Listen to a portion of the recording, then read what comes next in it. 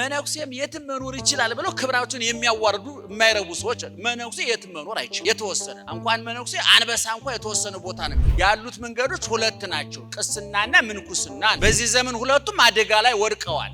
ቅስናውም አደጋ ላይ ወድቀዋል።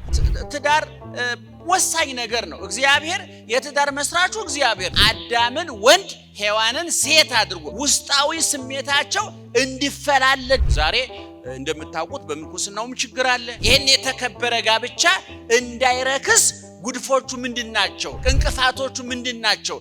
ከየት ተነሳ በየት ያልፋል?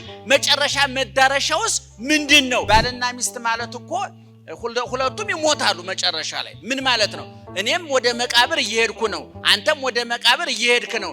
ለምን አብረን አንኖር ብቻችን ከምንኖር ብለው እንጂ ቋሚ ህይወት አይደለም እዚህ እየተኖረ ያለ።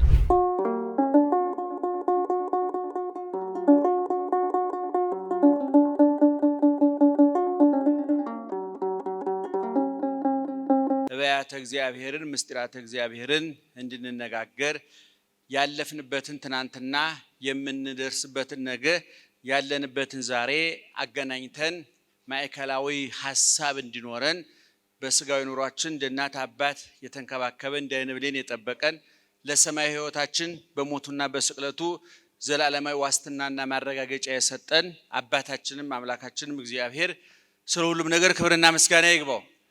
ክብርና ምስጋና ይግባው።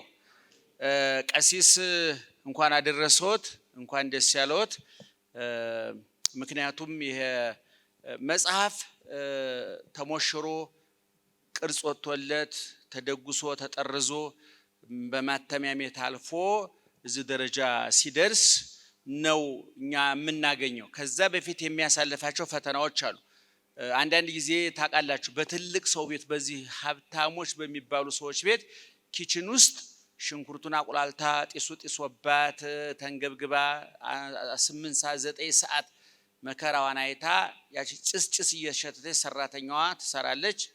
ሳሎን ላይ ግን በታጠበ ሳህን በተዘጋጀ ሳሎን ደግሞ ወይዘሮ እመቤት ደግሞ ብሉ ሊጠጡልኝ ይላሉ።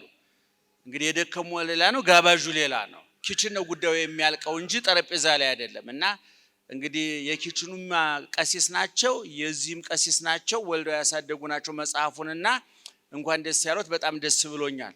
መምህር ፀሐይ የሥነ ጽሑፍ ሰው ይመስሉኛል። እንግዲህ መጻሕፍት አይን አላቸው፣ ጆሮ አላቸው፣ ውበት አላቸው። አይን መጽሐፍ አይን አለው፣ ጆሮ አለው፣ አፍንጫ አለው፣ ውበት አለው፣ ፊት አለው፣ ጥቁር ፊት አለው፣ ቀይ ፊት አለው፣ ኮስታራ ፊት አለው፣ ፈገግ የሚል ፊት አለው። አንዳንድ መጻሕፍት ፈገግተኛ መጻሕፍት አሉ፣ አንዳንድ ኮስታሮች መጻሕፍት አሉ። ፊታቸው የማይፈታ የሚባሉ ሰዎች አሉ አይደለም? ፊታቸው የማይፈታ መጻሕፍት አሉ። በመጽሐፍ ቅዱስ አሁን ፊታቸው የማይፈታ የሚባሉ መጻሕፍት እንደነ ዮሐንስ ራእይ እንደ ትንቢተ ዳንኤል ከምዕራፍ 7 ጀምሮ ፊታቸው አልተፈታም። በግድ ተጋፍተን እንዴት ዋላችሁ እያልናቸው ነው እንጂ ፊታቸው አይፈታም። ይሄን ካህናቱ መምህራኑ ታውቁታላችሁ። የዮሐንስ ራእይ ጥቅጥቅ ያለ መጽሐፍ ነው። ጨፍጋጋ፣ ኮስታራ፣ ቆፍጣና አትድረሱብኝ የሚል ነው። እንደገና ደግሞ ቀለል ያሉ ደግሞ እንደ ያዕቆብ መልእክት፣ እንደ መጽሐፈ ምሳሌ፣ እንደ መጽሐፈ መክብብ፣ እንደ ዮሐንስ መልእክት አንደኛው፣ ሁለተኛው፣ ሶስተኛውም ፈገግ ያሉ ፍቅርን የሚሰብኩ ማንም ቢያነባቸው ማንንም ሰው ሰላም የሚል ሰው አለ በየመንገድ ላይ ፊቱ ፍትት ያለ ገና ከፊቱ እንደው ከፍትፍቱ ፊቱ ይባላል እኛ ሀገር አይደለም። እና እንደዚህ አይነት መጻሕፍት አሉ ጠባይ ያላቸው እና ውበታቸው እና መጽሐፍ ውበቱ። እኔ አሁን በድርሰት ውስጥ የውበት አድናቂ ነኝ። እኔ በቤተ ክርስቲያን ያሉ ሊቃውንትን በሶስት ይከፈላሉ። በተለይ በስነ ጽሁፍ ወይ በቅኔው ውበት የሚያሳምሩ የንባብ መምህራን አሉ፣ የሚራቀቁ የምስጢር መምህራን አሉ፣ የሚፈላሰፉ ያገባብ መምህራን አሉ። በድርሰቱም ውስጥ እንዲሁ ነው። ለምሳሌ እንደ ሐዲስ እንደ በዓሉ ግርማ አይነት ደራሲዎች የውበት ተጨናቂዎች ናቸው ይባላል፣ ውበቱን ለማሳመር። እንደና አቤ ጉበኛ አይነቶች ደግሞ ለምስጢር የሚጠነቀቁ። ምስጢር ስላቸው የመጽሐፍ ቅዱስ ያልኳቸው አይደለም። እና የተለያዩ ደራሲያን ናቸው ያሉት። እና በቤተ ክርስቲያን አንድ ደህና ዋላችሁ እየሰማችሁ ነው? ግን ደህና ዋላችሁ። ለነገሩ ዛሬ ከማብራራት መግዛት ነበር የበለጠ ዋጋ ያለው። እኛ እያወራ እናንተ እንድትገዙ ያህል ነው። ኪስና እጅና ኪሳችሁ ለማገናኘት ነው አይደለም? ቀሲስ በሁለቱም ድልድይ ለመዘርጋት ነው። እና ቅድም እንዳልኩት በቤተ ክርስቲያን አንድ መጽሐፍ ሲነበብ የጸሐፊው ማን ነው ይባላል። ይሄ ብዙ ለዓለማውያን መጻሕፍት አይሰራም። ደጋግሜ ተናግሬዋለሁ። ምክንያቱም ደራሲያን የሚመኙትን እንጂ የሚኖሩትን አይጽፉም ይባላል። እንግዲህ እኔ የሥነ ጽሑፍ ሰዎች ያውቁታል ይሄን። ልብ የሚሰቅል መጽሐፍ የፍቅር መጽሐፍ የጻፈው ሰውዬ በጣም እንዴት ፍቅር ገብቶት ይሆን ብላችሁ ስትፈላሰፉ ቤት ገብቶ ሚስቱን የሚደባደብ ሊሆን ይችላል። ዓለማውያኑ ከመጽሐፋቸው ጋር አይገናኝ የተፋቱ ናቸው። በቤተ ክርስቲያን ግን አባቶቻችን ሁልጊዜ እንደምለው ያመኑትን ይማሩታል፣ የተማሩትን ይኖሩታል፣ የኖሩትን ይጽፉታል።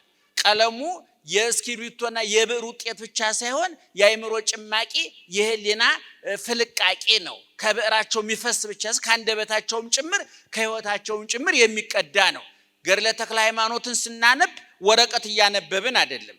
ተክለ ሃይማኖት የኖሩትን ነው የጻፉልን። ገድለ አርሴማ የተኖረ ነው። ገድለ ጊዮርጊስ የተኖረ ነው። የጳውሎስ መልእክት የቆሮንቶስ መልእክት የተኖረ ነው። ግምት አይደለም፣ ልብ ወለድ አይደለም። እንደው ሰዎች እንደዚህ ሆኖ ቢኖሩ ደስ ይለኝ ነበር እመኛለሁ። ቲያትር፣ ፊልም፣ ልብ ወለድ እንደ ሾርት ስቶሪ የሚሆን ኖቨል ረጅም ልብ ወለድ የሚሆን የሚጻፉ ጽሁፎች ምኞት ናቸው። አሁን ፍቅር እስከ መቃብር የሐዲስ ዓለማየሁ ምኞታቸውን ነው የገለጡት። የነ ፊት አውራሪ መሸሻ አምባገነንነት፣ የነ ሰብለ ወንጌል የሥርዓቱ ሰለባ መሆን፣ የነ በዛብህ በፍቅር ምክንያት መንከራተት፣ አዲስ አበባ ደርሶ ጎጃም ተወልዶ አዲስ አበባን ተሳልሞ ጓሐጽዮን መቀበል አዲስ ዓለማየሁ ጭንቅላት ውስጥ ተቀብሮ የቀረ ጉዳይ ነው። የጳውሎስ መልእክት ግን ምኞት አይደለም፣ ልብ ወለድም አይደለም፣ ፈጠራም አይደለም። የኖሩትን ነው የጻፉልን። የሰሙትን ብቻ ሳይሆን የኖሩትን ነው። በዓይናችን ያየነውን በጆሮአችን የሰማነውን በእጃችን የዳሰስነውን የተረጋገጠ እውነት ነው የምንጽፍላችሁ ብሎናል። እና ቀሲስ ኑሯቸውን ነው የጻፉ የሚሰሩትን ነው የጻፉልን። እና እንግዲህ በቤተ ክርስቲያን ሁለት ነጥብ እኔ ትዳር ወሳኝ ነገር ነው። እግዚአብሔር የትዳር መስራቹ እግዚአብሔር ነው። አዳምን ወንድ ሔዋንን ሴት አድርጎ ውስጣዊ ስሜታቸው እንዲፈላለግ ብቻ ሳይሆን ውጫዊ አካላቸው ለውስጣዊ ስሜታት ነጸብራቅ እንዲሆን በሁለቱ ተራክቦ ሰው እንዲፈጠር ሰው እንዲገኝ ባልና ሚስት አልጋ ላይ ደስታ ያደርጋሉ። ይሄ እርካታ ነው፣ ደስታ ነው። የወደደ የፈቀደ እግዚአብሔር ነው። በሁለት አካላት ግንኙነት እርካታ እንዲፈጠር ደስታ እንዲፈጠር ያደረገ ማን ነው? እግዚአብሔር ነው። ክቡር አውስቦ በኩለሄ ወለምስካቦሙኒ አልቦቱ ስዕበት። ጋብቻ በሁሉ ዘንድ የተከበረ ነው፣ ምኝታውም ንጹህ ነው ማለት እግዚአብሔር ይገኝበታል ማለት ነው። እና ስለ ጋብቻ መጽሐፍ ቅዱስ እግዚአብሔር ራሱ ነው። በአዲስ ኪዳንም ሲመጣ አይታችሁታል። ከጾም ከገዳመ ቆሮንቶስ እንደወጣ በሶስተኛው ቀን ሰርግ ቤት ነው ሄደው። ሰርግ ቤት ሄደው ፊቱን ለማስመታት አይደለም፣ ቤተሰባዊ ግዴታውን ለመወጣትም አይደለም። አንደኛ የጋብቻን ክቡርነት ለመግለጥ፣ ሁለተኛ ሰዎቹን በዛ አማካኝነት ውሃ የሆነ ህይወታቸው ወደ ወይን እንደሚቀየር ተስፋ ለመስጠት፣ ሶስተኛ የእናቱን ክብር ለመግለጥ ነው። እና በብሉይ ኪዳንም ሆነ በሐዲስ ኪዳን የጋብቻ ባለቤት አስተዳዳሪ የበላይ ጠባቂው እግዚአብሔር ነው። በሐዲስ ኪዳንም የጋብቻ በብሉይ ኪዳን የእስራኤላውያንና የእግዚአብሔር ግንኙነት በጋብቻ ተመስሏል። በሐዲስ ኪዳን ደግሞ እንደነ ቅዱስ ጳውሎስ እንደነ ዮሐንስ መጥምቅ ትምህርት ክርስቶስና ቤተ ክርስቲያን በሙሽሪትና በሙሽራው ተመስለዋል። እንደገና ደግሞ በሊቃውንቱ በነ ቄርሎስ ዘመን ደግሞ የመለኮትና የሥጋ ተዋህዶ በባልና ሚስት ተዋህዶ ተመስሏል። እና ይሄን የተከበረ ጋብቻ እንዳይረክስ ጉድፎቹ ምንድናቸው? እንቅፋቶቹ ምንድናቸው?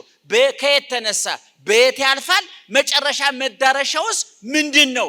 እኔ እንግዲህ ሁልጊዜ እንደምለው ባልና ሚስት ማለት እኮ ሁለቱም ይሞታሉ መጨረሻ ላይ። ምን ማለት ነው? እኔም ወደ መቃብር እየሄድኩ ነው፣ አንተም ወደ መቃብር እየሄድክ ነው።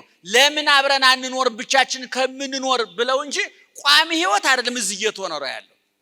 በቃ አንድ ሰው ለምሳሌ አሁን ከዚህ መርካቶ መሄድ ቢፈልግ የሆነ ሰው መርካቶ ሄዳለሁ ቢለኝ ለምን አብረን አንሄድም እለዋለሁ። እስከ መርካቶ ድረስ ባልና ሚስት እስከ መቃብር ድረስ አብረን እንጓዝ እየተባባሉ ነው ማለት ነው። እና ይሄ ጥንቃቄ ያስፈልጋል። በቤተ ክርስቲያን በፍትሐ ነገሥቱም በብሉይ ኪዳንም በሐዲስ ኪዳን በጉባኤያት ሁሉ መሰረታዊ ትምህርት የሚሰጥበት ነው። ጋብቻ እኔ ሶስት ምልክቶች እኔ መንገድ ላይ ታውቃላችሁ፣ መኪና የምትነዱ ሰዎች ታውቁታላችሁ። ስንት አይነት መብራቶች አሉ መንገድ ላይ? አረ ንገሩኝ። አረንጓዴ ምን ማለት ነው? አቤት አረንጓዴ ሂድ ነው አይደለም። ቢጫ የወላወለ ማለት ነው። ቀይ ባለህበት ቁም። የቱ ደስ ይላል? መኪና የምትይዙት ሰዎች የቱ ደስ ይላል? አረንጓዴው ደስ ይላል አይደለም። እኔ ስለ ትዳር ብዙ ጊዜ ስለማስተምር ነግራቸዋል። ትዳር ውስጥ እነዛ አራት ነገሮች ሶስት ነገር አረንጓዴ የሚባለው ትዳር 80 እና 75 ከመቶ ጤነኛ 100% ጤነኛ ከሆነ አረንጓዴን ቢጫም ውሉ የጠፋ ማለት ነው። ይሄ ጤነኛ 100% ሰው ጤነኛ ሊሆን አይችልም። እንኳን እዚህ አዲስ አበባ ኢትዮጵያ ዓለም ላይ እየኖራቸው ገነት አዳምና ሔዋን እየኖሩ እንኳን ጤነኛ አልነበረም ትዳሩ። እንደው 100% ችግር የለብንም ካላችሁ ወይ ልትፋቱ ነው ወይ አልተጋባችሁም ማለት ነው። ችግር አለ ማለት ነው። ይሄ ጥንቃቄ ያስፈልጋል። አንዳንድ ሰው አለ እንደው በቃ 30 ዓመታችን አንድ ቀን ገላምጦኛ ያውቁም እንደው ውጭ ጓዳ እየተደበደው ውጭ እንግዲህ እንዳያወሩ ተማምለዋል ማለት ነው እንጂ እኔ አልስማማም። አረንጓዴ ትዳር አለ ከ75 እስከ 80 ከመቶ ሰላማዊ የሆነ ማለት ነው። ቢጫ የሚባለው ደግሞ በ50 ላይ ያለ ወደ ቀይም ወደ ጥቁር ቢመከር የሚስተካከል ማለት ነው። ቀይ ማለት ደግሞ በግድ መፋታት ያለባቸው እኛ እንናገርም ተፋቱ ብለን ግን ያስታውቃል። እኔ ጋር ለምክር ሲመጡ ለሁለቱ ላይ ነው ጊዜን የማቃጥለው፣ ለቀዩ አላቃጥልም። እንደዋወል ነው የምላችሁ። አቅጣጫውን ሳይው እንደማይታረቁ እኔ እንደውም አንዳንዶቹ ማርያምን ነው የምላችሁ ወደፊት አብረው እንዲኖሩ ከመምከር ይልቅ እስከ ዛሬ እንዴት አብረው እንዲኖሩ የሚገርሙ ሰዎች ይመጣሉ። ጫፍና ጫፍ እንዴት ተጋቡ እነሱ ሰዎች። አንዷ ከቀይ ባህር አንዱ ከሙት ባህር የተቀዱ እንደው ምንም የማይገናኙ ሰዎች አሉ። ጥቂት ሰዎች ናቸው። እና እነ ቀሲስ ግን ቢጫውን ወደ አረንጓዴ ማምጣት ነው አላማቸው። አረንጓዴው በዛው እንዲቀጥል እድገት እንዲኖረው እግዚአብሔር እንዲከብርበት መንግስተ ሰማያት እንዲገቡ። መቼም ጋብቻም ሆነ ማንኛውም ነገር በምድር ላይ ስንቅ ነው፣ መጓጓዣ ነው። ፈላስፋው እንዳለው ሰዎች ስንቅ የሚያዘጋጁት መንገድ ለመሄድ ነው እንጂ ስንቅ ለመብላት ብለው መንገድ አያዘጋጁም ይባላል። የስንቅ ዓላማው ሰዎችን የሚፈልጉት ቦታ ማድረስ ነው። አይ ስንቅ መብላት አምሮኛል ብሎ ሰው መንገድ አይመኝም። መንገድ ሲመኝ ስንቅ ይመኛል ይባላልና ይሄን ማወቅ አለባችሁና እነ ቀሲስ ይሄን ማስተማር ነው። እንግዲህ በቤተ ክርስቲያናችን ያሉት መንገዶች ሁለት ናቸው፣ ቅስናና ምንኩስና ነው። በዚህ ዘመን ሁለቱም አደጋ ላይ ወድቀዋል። ቅስናውም ምንኩስናውም አደጋ ላይ ወድቀዋል። ሁለቱም በሶስት ነገር መጠናከር አለባቸው። አንደኛ አማኝ ካህናት መነኮሳት ያስፈልጋሉ። ሁለተኛ አዋቂዎች ዕውቀት የጠለቃቸው መሆን አለባቸው። ሶስተኛ በምግባር የታወቁ መሆን አለባቸው። ሃይማኖት ዕውቀትና ምግባር ሲጋቡ ጥሩ ካህንና መነኩሴ ይወልዳሉ ማለት ነው። ዛሬ እንደምታውቁት በምንኩስናውም ችግር አለ። እንደውም አሁን በቤተ ክርስቲያናችን ስርዓት አለ። በፍትሐ ነገሥት 10ኛው አንቀጽ ብትመለከቱ መጽሐፈ መነኮሳት የሚባል ከአራቱ ጉባኤያት አንዱ መጽሐፈ መነኮሳት ነው። አንዳንዶቹ መነኩሴም የትም መኖር ይችላል ብለው ክብራቸውን የሚያዋርዱ የማይረቡ ሰዎች መነኩሴ የትም መኖር አይችልም። የትም መኖር የተወሰነ ነው። እንኳን መነኩሴ አንበሳ እንኳን የተወሰነ ቦታ ነው የሚኖረው። ባለትዳር እንኳን የትም መኖር አይችልም፣ የሚያዋጣው ቦታ ነው የሚኖረውና ቤተ ክርስቲያኒቱ እስካሁን ድረስ ተከብራ የኖረችው ጥሩ መነኩሴ ጥሩ ካህን በመኖሩ ነው። አባቶቻችን ነገ የሚታያቸው ሰውነታቸውን የተቆጣጠሩ ሐሞታቸውን የተቆጣጠሩ ነፍሳቸውን ለስጋቸው ያንበረከኩ ነፍሳቸውን ለክርስቶስ ያስማረኩ የወዳኛው ዓለም የሚታያቸው እንደው ደስታ ሁሉ አልጋ ላይ የማያልቅባቸው ምግብ ላይ የማያልቅባቸው ስልጣን ላይ የማያልቅባቸው በላን ጠጣን ጥያቄ አልቋል፣ ለበስ ጥያቄ አልቋል፣ ቤት ከሰራን መኪና ከገዛን ገንዘብ ካከማቸን ጥያቄያችን አልቋል የማይሉ ይሄ ስንቅ መሆኑ የገባቸው እንደ አብርሃም እንደ ሳራ እንደ ኢያቄም እንደ ሐና እንደ እግዚአብሔር እንደ ተክለ ሃይማኖት እንደ ኤልሳቤጥ እንደ ዘካርያስ ያሉ ዛሬም በዘመናችን እንደው ገሌ ብለን አንጠራቸውም እንጂ እንደዚህ አይነት ህይወት የሚኖሩ አሉና መራሁት ይባላል መጽሐፉ።